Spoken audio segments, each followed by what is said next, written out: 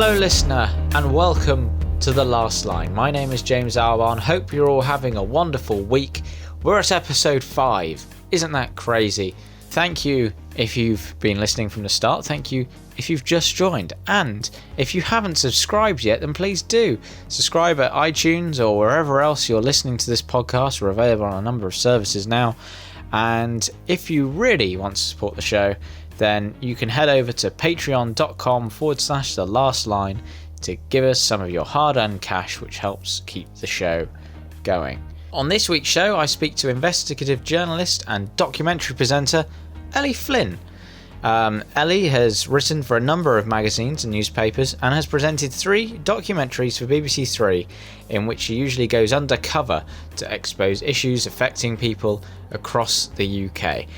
In our conversation recorded earlier this year, we discussed Ellie's documentary Rent for Sex, which investigated landlords advertising their properties for free in exchange for sexual favours, our thoughts and insecurities around conducting interviews and being interviewed, and Ellie's experience with the world of catfishing. But first, we started at the beginning and how Ellie had made the move from journalism into documentary making.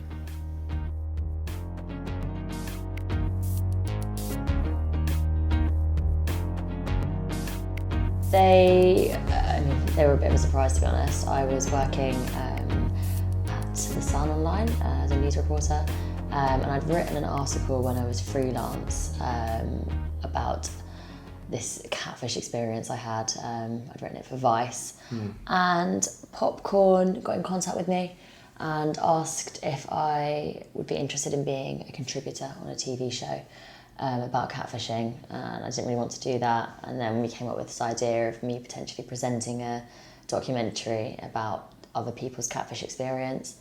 And it didn't get. We had lots of discussions, lots of meetings. I met with the BBC, and then it didn't end up getting commissioned. And we still were in contact. And then Rory, who's the executive producer at Popcorn, came up with the idea of Ellie Undercover.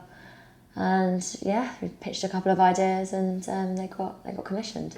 So it was I read your Vice article actually. Oh, did you? Yeah, I found it. Yeah. I was googling. What do you think? Oh, it's horrible. It's quite mad, yeah. I was going to ask you about it, so I guess now is a natural time. Oh god, it's so weird. 'Cause when I think back, it's actually mental. But at the time, it just seemed so normal. So probably when we were around 14, I think we were in year 10, we found on MySpace that there were lots of fake profiles of us, me and my friends from school. And so we reported them, someone had flagged them. And yeah, so there was like all these fake accounts that had our first names and different surnames. So we reported them, they got taken down, and then they would just pop up like again and again. No matter how many times we reported them, these fake profiles would come back up, and we kind of forgot about it. And then Facebook came around, and we all got Facebook accounts, and then all these fake profiles popped up on Facebook as well. And people would message us all the time, being like, "Have you seen this fake profile of you?" And I mean, there must have been about 80 to 100 fake accounts of all the people we knew, all the people we were friends with at school. Centered around one of my very good friends. And yeah, so it was all of our boyfriends, all of our sisters, all these accounts, and they would all of these accounts would be active. So every time we went out on a night out, our fake accounts would upload all of the photos that we'd taken on that night out. And then they'd comment on the photos. So my account would comment on my friend Sophie's account, being like, "Oh, such a good night, we had so much fun." And they'd actually be quite mean sometimes. Like they'd comment things like, "Oh God, look fat in this picture." I'm like, thanks. But yeah, so for years these accounts were active, and they would start relationships with people.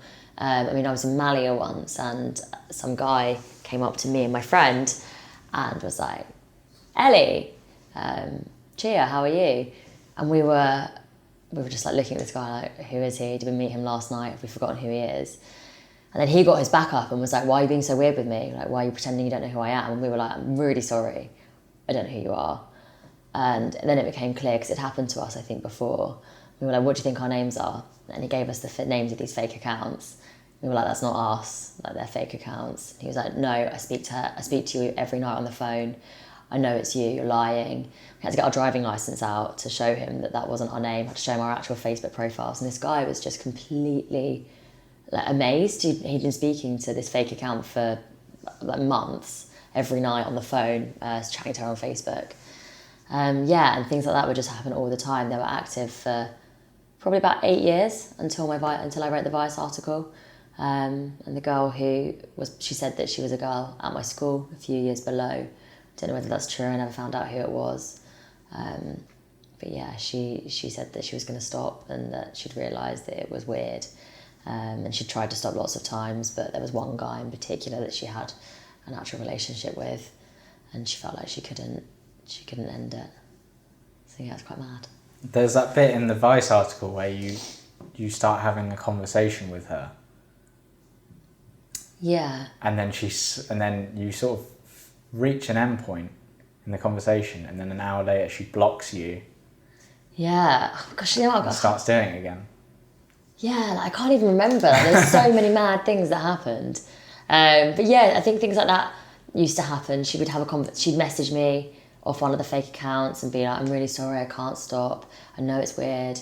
And then she'd block me and be using them again. I was blocked from loads of the accounts because I've always fancied myself a bit of an investigative journalist, even at the age of 16. So I'd be trying desperately to track down who she was. It was mad. It's really it's sort of like, was it mad at the time, or was it just sort of because you seem quite nonchalant about it, whereas I think I'd be a bit freaked out. We definitely were freaked out. I mean, when we first found that, we were like, this is insane. And I think we got our parents involved, and we called the local community police officer and told our teachers. And this is 10 years ago. Mm. And obviously, the police now, I think, still don't even know what to do with these kind of fake accounts. So back then, they were just like, don't use Facebook. And we were like, well, obviously we're going to use Facebook. Yeah. How else are we going to go to all of our parties and organise them? I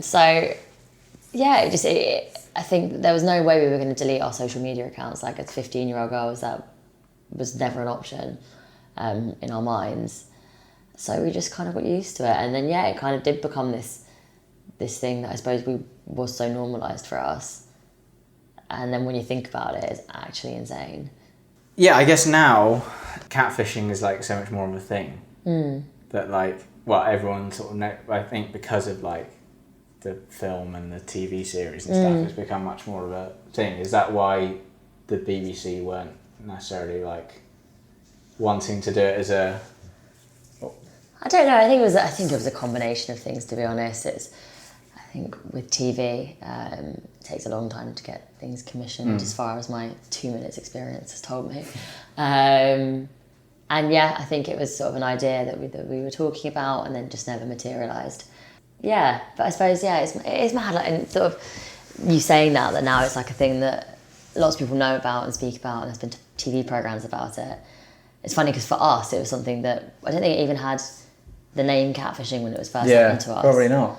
Because that came from the film, I think. Yeah, I remember that film coming out and being like, oh God, this is what's happening to us. Mm.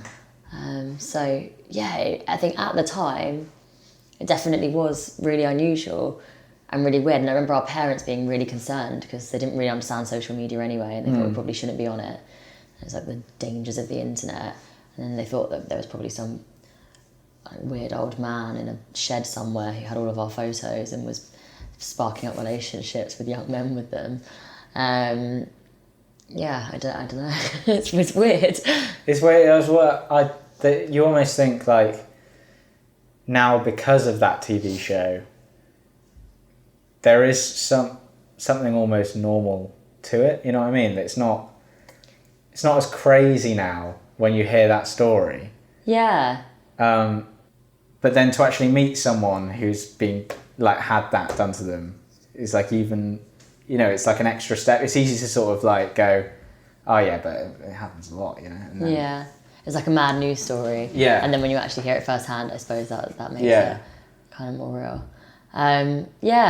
It is, yeah, and it's something that I never think about, and then every now and then it will come back up in conversation, and I'll become absolutely obsessed with it, and I'll be like desperately trying to track down who it is, and I mean, yeah, I feel like I'm never, I have to find out who it is at some point. Yeah. Not for any reason, like I'd never even share it, I'd never confront them, just for my own peace of mind, because we spent years and years and years hypothesizing over who it might be. And so every week we'd have a new idea of who it might be. It was like someone's ex-boyfriend, or like a girl in our year, or like I think at one point we thought it was one of our friends' mums. Yeah, we never got any closer to the truth.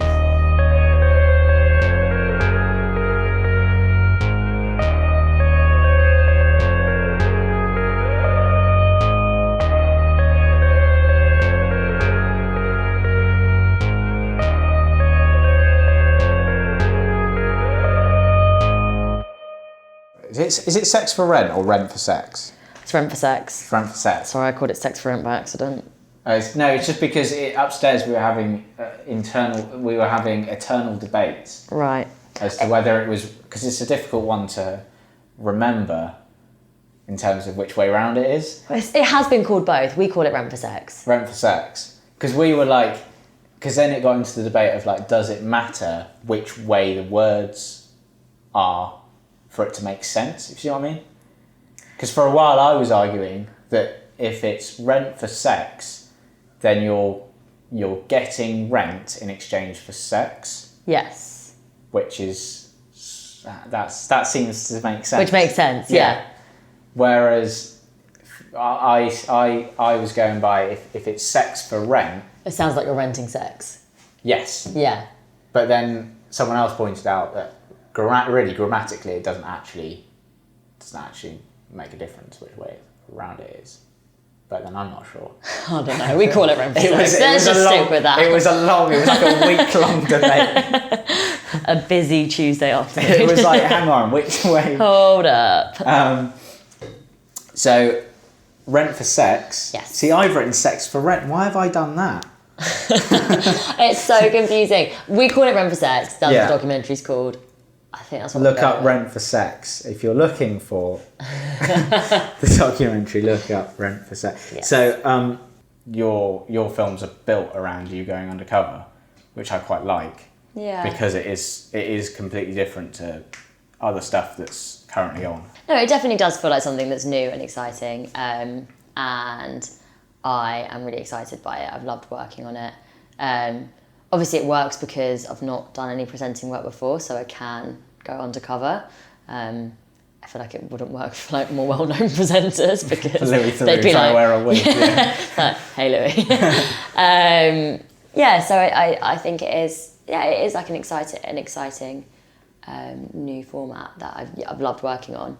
But is it a worry that slowly like you'll start to not be able to? Yeah, someone asked me this the other day actually, and I suppose obviously the more I do them, the more likely it is that someone... I think it's just chance, because I actually don't think that... I think I have got a face that's quite... I look different all the time, lots of people tell me. And I think that... Also, there's lots of documentaries I watch that I wouldn't recognise the presenter afterwards. Like, there's people who I'm huge fans of. There's like Stacey Louis Theroux, Livy Haydock, Reggie Yates. I'd recognise all of them. But lots of other documentary makers, I've watched them present things in. I wouldn't notice them if I saw them on the train tomorrow. And I feel like I'll probably fall into that category. But the chances, obviously, someone's just happened to watch it last night, and then I'm in there undercover with a shirt can the next day, and they're like, yeah, I watched you. So I think probably the more I do it, the more likely it is that someone might clock. Like in both the films, you put on wigs and like you dye your hair, and the only thing I wondered was like, did you feel that was necessary, sort of straight off the bat? Like, I think it was more of a stylistic thing. It was like more for the film. Or, yeah. I mean, I didn't think that the beauticians in Wickham were going to be like, I know who you are. It was a stylistic thing, which we think worked. And also, I mean, with Rent for Sex, for example, it's just like like part of it was sending my photo to these guys felt weird. Yeah. And so it was quite nice to be able to put on a wig and loads of heavy makeup, which I'd never normally wear, and use a really grainy camera so that I looked so different in that photo. That's all they've got of me, and they don't have an actual photo where I look like me for the rest of their lives. Did you, was part of the wig as well, like, did it help putting that on to sort of get into, because in a way you're sort of acting, aren't you, really? Like, yeah. In a weird way, you're not, you've got to put up a little bit of a front in a way, because... Yeah, that makes sense. I suppose help, in a like, way. sort of, you know, shield yourself from, like, these weird guys. Like, you know what I mean? Kind of distances yourself Yeah. from it. Yeah, I mean, I suppose so. To be honest, I didn't think of it like that at the time. It was just like, okay, put my wig on. I look different. If I bumped into one of them tomorrow, they might not recognise me. Because also quite a few of them I met were in London, and I live in London, and there's a chance that you just might see them again, and it wouldn't be very nice if they were like, yo, Julia, when you come to live with me. So, yeah, I don't know. To be honest, it was actually just really uncomfortable. It was so hot. Oh, right. I thought you meant the process. Or... No, the wig.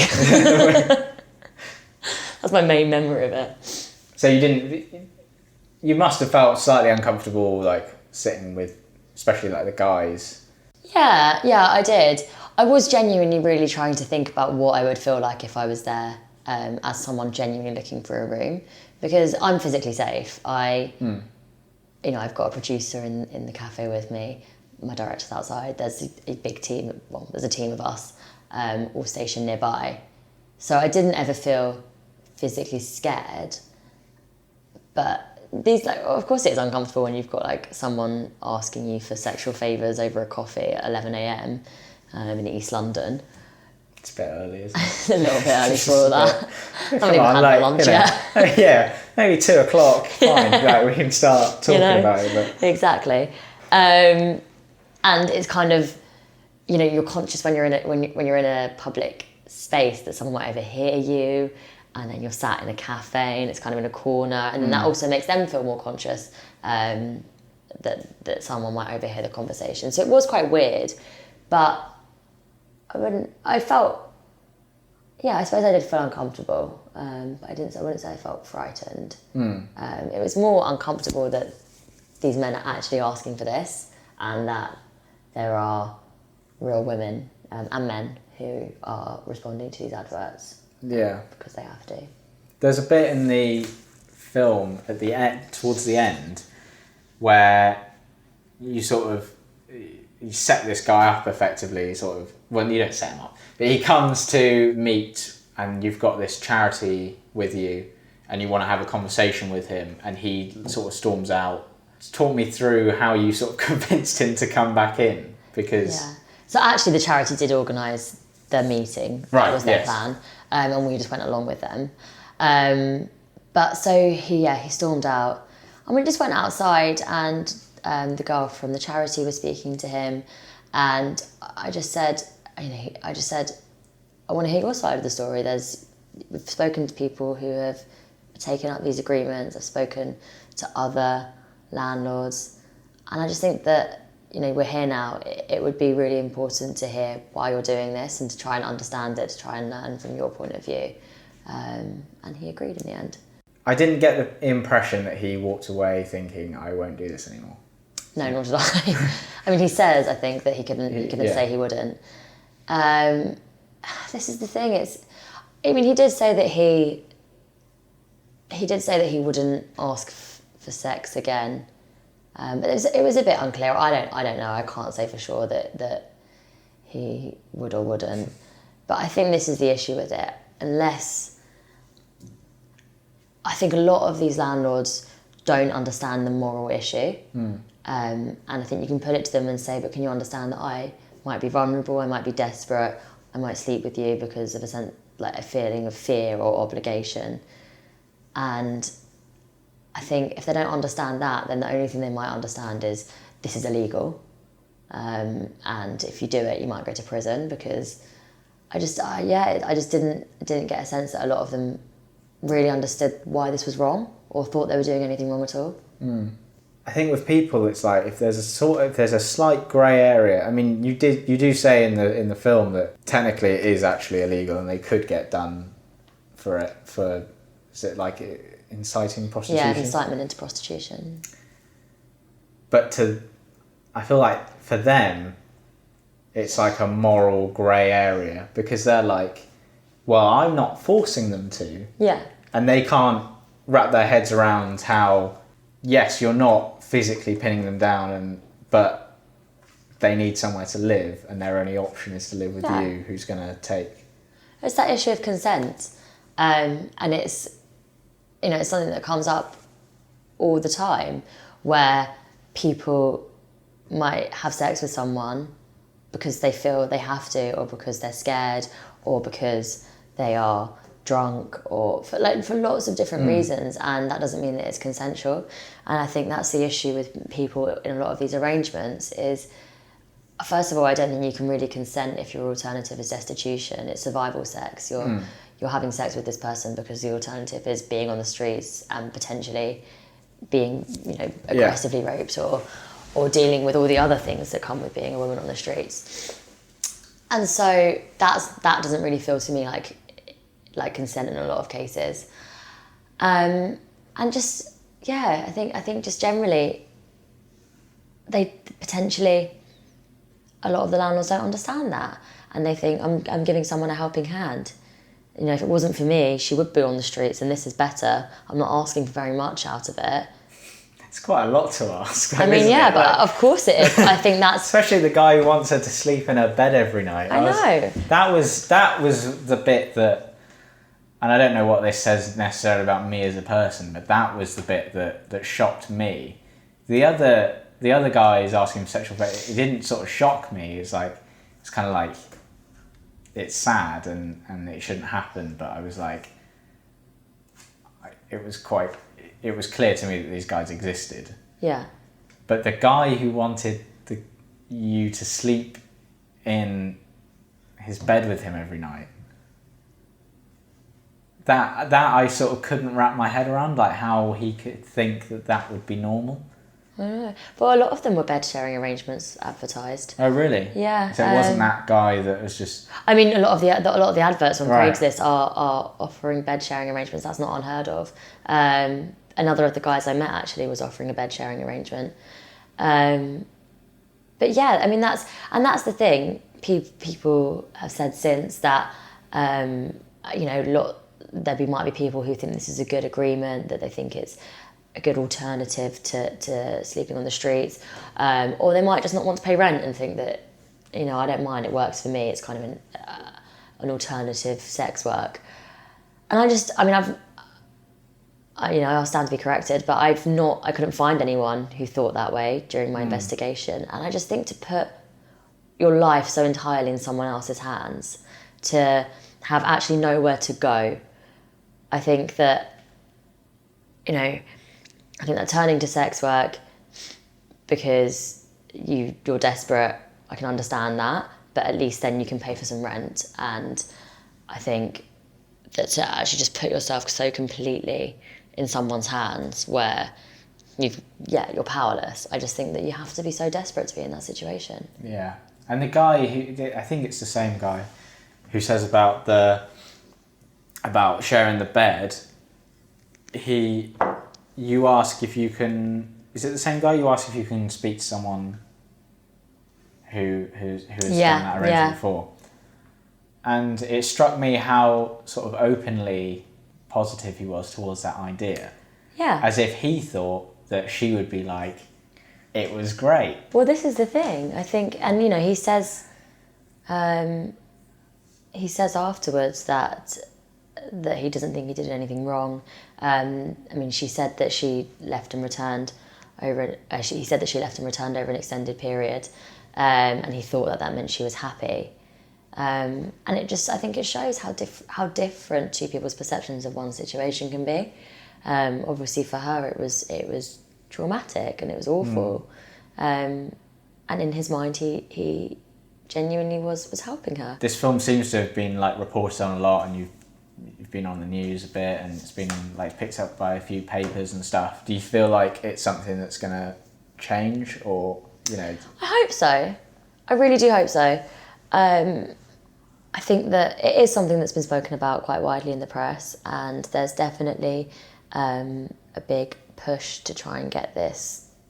I don't even know what the solution is. There's, you know, I mentioned in the documentary that there's this vacuum of responsibility where it seems to be there's a number of people who could do more to help this. You know, Craigslist haven't responded to any requests for a comment on this issue. They don't appear to be taking down any of the adverts. They took down 2 of the ones I flagged out of 20. The police are saying they're not having anything reported, so how can they police something that's not being reported to them? That doesn't... The police say that they're not having this reported to them, and so can't do anything. And then the government say that there is a law that's already in place, but it's really unclear. And I think hopefully the solution is for the police and the government to work together to either make clearer laws that specifically relates to the sex for rent issue, or that the police look at these adverts and decide whether posting an advert in itself is in fact incitement to prostitution, because the former Justice Secretary says it is. So I suppose they just need to try and test that in a court of law. Yeah. And maybe that will act as some sort of preventative measure for these guys, I don't know. Yeah, it's just, I don't know. I just feel like even if there is a law... Yeah, I mean... I agree with you, totally. But yeah, you worry that it's just... Of course, and But then if it discourages, even if it discourages like 2 guys from doing it, it's still... That's something. Yeah. And that's the things I think... I mean, you look at the history of prosecutions for rape, for example, and it's terrible. It's so hard to get a conviction. And so if you have seemingly voluntarily gone and stayed in someone's house and slept with them because you didn't really have anywhere else to go and you felt obliged because that's what they've asked you for, that is such a difficult case to... I mean, how can... I think in that situation you would... Of course you'd feel like you're not going to be taken seriously, and that's something that came up with women I spoke to. Yeah. Throughout the documentary, they sort of said, well, who's going to listen to me? I went there. And that's really sad, because how do we fix this problem? How if the victims feel like no one's going to listen to them, and the perpetrators don't think they're doing anything wrong and they're giving them a helping hand, then there needs to be some sort of societal shift where we understand that this is an issue and this is a terrible abuse of power. Yeah. That seems to be I don't know how we're going to do that, but no, that seems to be the only solution. I went to the women's march, and just as we were leaving, my friend who I went with, she wanted to get a picture of us with the women's march banners. Yeah. And as someone was taking a picture of us with these banners, a bloke walked past with his family, pointed at me and said, "It says women's march, not men's march," and walked off. Oh, God. And you're like, I feel like you're slightly missing the point there. You're missing the point completely. And he was so sort of smug, and you could tell that he had no idea that what he was saying was part of the issue, if you see what I mean. Like he was completely convinced that this was like a normal thing to say. Well, that's the thing. I think we still have such a huge way to go in terms of equality, even in terms of the way that we think about women and women's issues. And this is, like you say, that is an example of it. And the rent for sex issue is like a huge extension of that. And it's just... And that keep going back to this point that the landlords don't necessarily understand they're doing anything wrong. It's like this sort of Prince Charming idea where they are this hero who can save a woman from destitution and all shit. And for example, the guy who I met who offered me the bed sharing arrangement was saying, "You can keep your pajamas on. You don't have to sleep with me straight away, or you don't have to sleep with me. We can discuss it at a later date."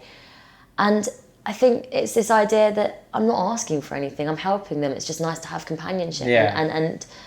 And then they can't understand why that's a problem. And I think that lots of these guys on Craigslist, maybe not all of them are asking for sex. They might be asking you to just walk around in your underwear, or for you to do some cleaning in a maid's outfit. And that's still a problem, and they can't. Yeah. I think that because they think they're not forcefully raping you, it's just a great arrangement. That why wouldn't you be up for that? Because you're desperate, and this is amazing. Look how great I am. Such a white knight. It like does and doesn't surprise me like all at the same time. It's kind of like shocking, but at the same time you're like, you probably know guys that would be like that. You know what I mean? Is the thing, and this is what I was most shocked by, is I 100% went into it with a preconception of who I was going to be meeting. It's like, it's probably going to be older men, quite lonely, maybe divorced, and just like a bit creepy, maybe looking for some company and sex. And it was such a mixed bag of people, such a mixed bag. I mean, I met one guy my age, one guy younger, and I know I met rich men with like a 4-bed house that they were renting, like offering all the rooms up. And then I met a man who's just offering he lives in a house share in East London, and he was offering to share his room. You know, it's this huge range of people. And it made me realise this really could be anyone. I could have known a number of those guys in different situations in my life. You know, it might have been someone my dad knows, it might have been someone I work with, might have been my mate. I mean, the 25-year-old, that to me, I just could not get my head around that. I was like, I could be your friend. Yeah. Well, I think part of the problem is as well, and it goes to a more societal thing, is that if it was the other way around, so it was a woman offering a man to stay in exchange for sex, I think a lot of men would be like, oh yeah, that sounds like a great idea. It's not a sort of as common dynamic, if you see what I mean. It's not, and I didn't find any female landlords offering it up in the same way. Were there any male landlords looking for male? Yeah, lots of male landlords looking for male. But obviously I couldn't go undercover and meet them. Yeah. But this is 100% isn't just an issue that affects women, it affects men as well. And I think that, okay, and this is sort of something I've seen in lots of the comments after the documentary, is men commenting being like, what's the problem? Sounds like a great deal. Yeah. And maybe some men would think like that, but actually I think even it's still that abuse of power. This is a gender issue, but also it's an issue of power. And I think that if there was a young man who was homeless and had nowhere to go, and an older woman was offering him somewhere to stay but asking for him to do things, that would still be traumatic for him. Yeah, totally. Because it's again just it's preying on people who are desperate, and I think, and it must be traumatic for all of the men who are forced into this situation to stay with men. I think that of course it is a gender issue in a sense, but I do think that it is way more about power and the abuse of power.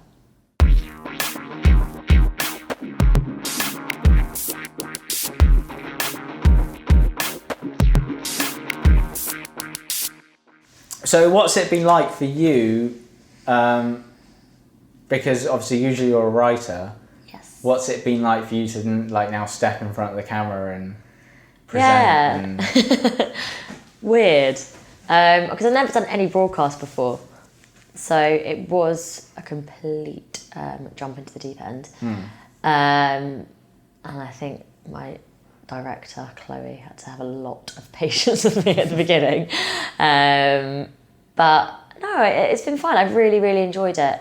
I think with documentaries, what's really nice is you actually have a lot of time. Yeah. And you have time to sort of build up relationships with contributors, and it doesn't really matter how long you interview someone for, and you just get, I think it's a lot more personal than it is when you're on the phone trying to get some top lines out of someone and then writing it up.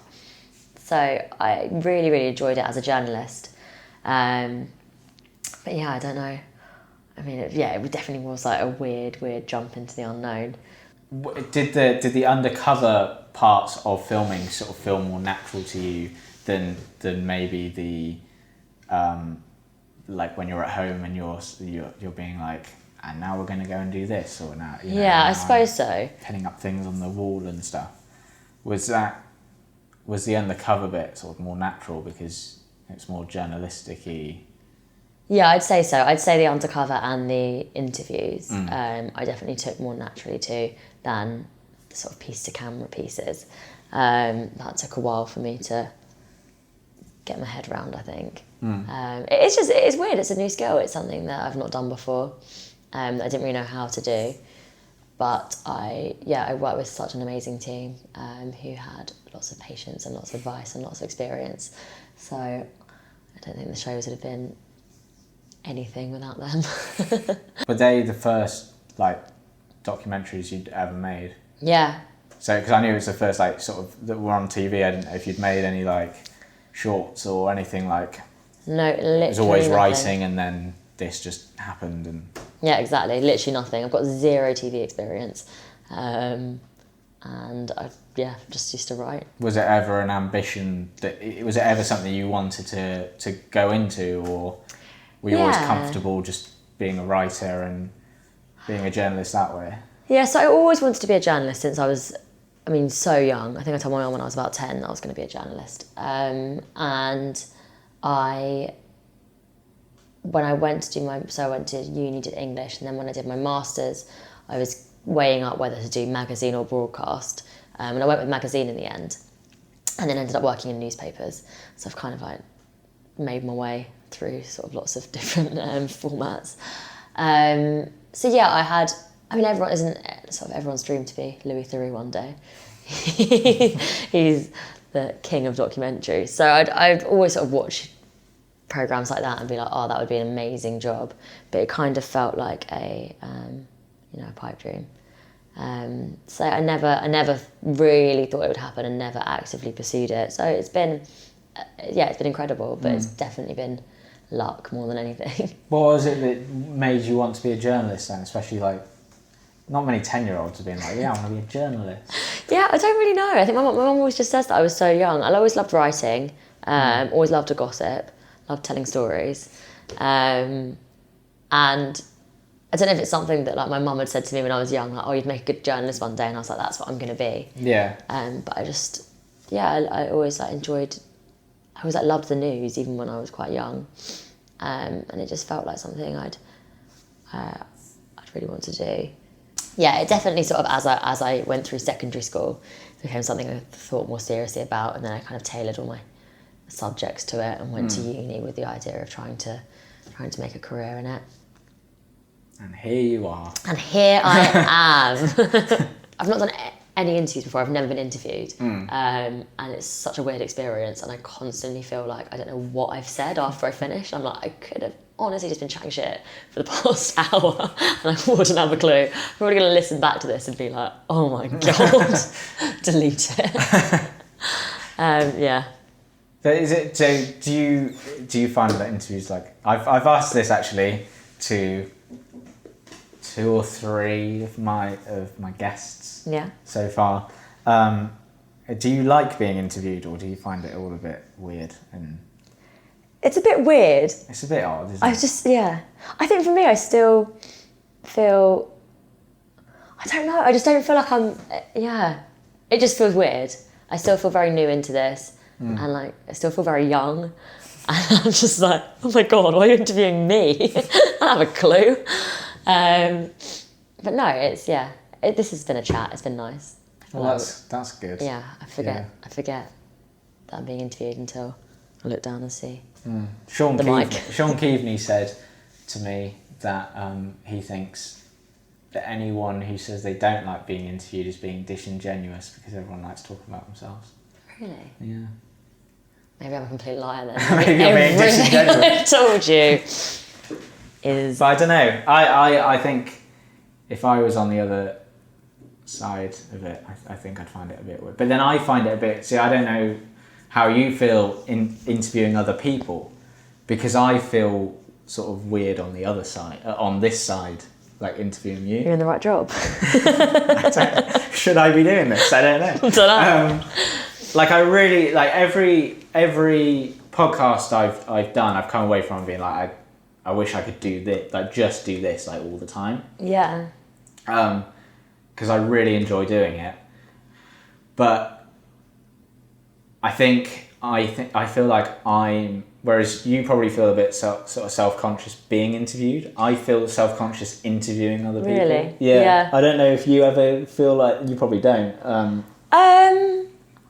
I think it's, I mean, you always come away from an interview with a question that you forgot to ask, or like you come away and you go, oh, that was so obvious. Why didn't I do that? And I think that comes with experience probably. And there's 1,000 questions that you can ask anyone, and actually half the stuff that you do ask ends up getting cut anyway, so it doesn't really matter. But yeah, I'm quite a perfectionist as well, so I'm constantly beating myself up about things I didn't do, things I didn't ask, and things I did wrong. So I get that. And then this is kind of, I suppose, the same thing. I'm just like, oh God, am I going to come across like a dickhead?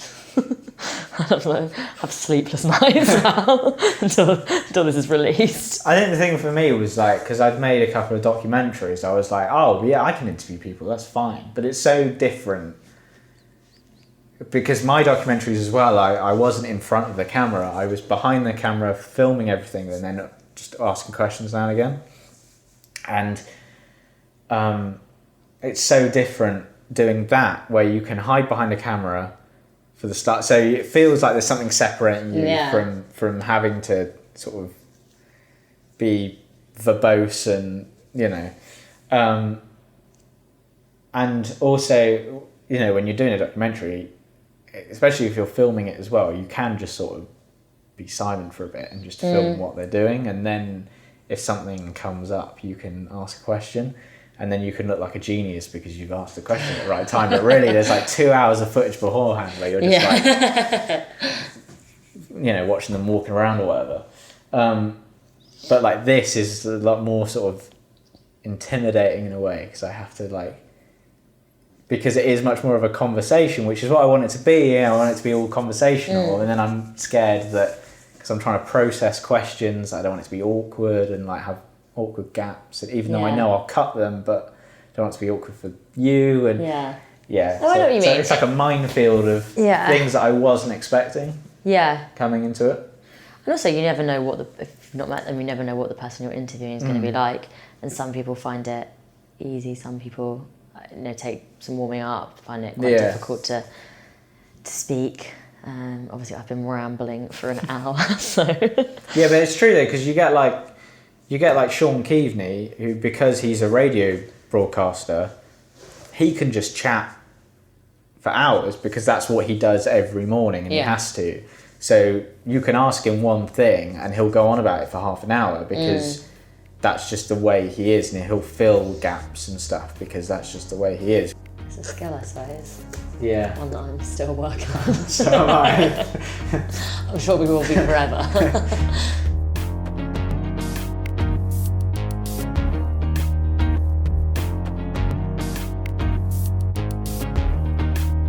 So there you have it, Ellie Flynn. My thanks to Ellie for doing the show, and my thanks to you, the listener, for joining us this week. I do hope you come back next time when I'll be having a lovely chat with Jack Burke of the band City Calm Down. Remember to subscribe to the podcast on iTunes or wherever you are listening to this show. We're on Podbean, Stitcher, TuneIn, Castbox, Blueberry, and of course iTunes. And if you really want to be part of the Last Line team, then you can go and donate to the show at patreon.com/The Last Line. Episode 5 done. As you'll notice, I've been keeping my intros and outros brief this week. I've been told that I sound a bit like Alan Partridge at times, so trying to keep that to a minimum, although I'm not sure if I will ever be able to, because don't we all want to be Partridge, really? So until next time, I've been James Albarn, and this is the last line. Aha!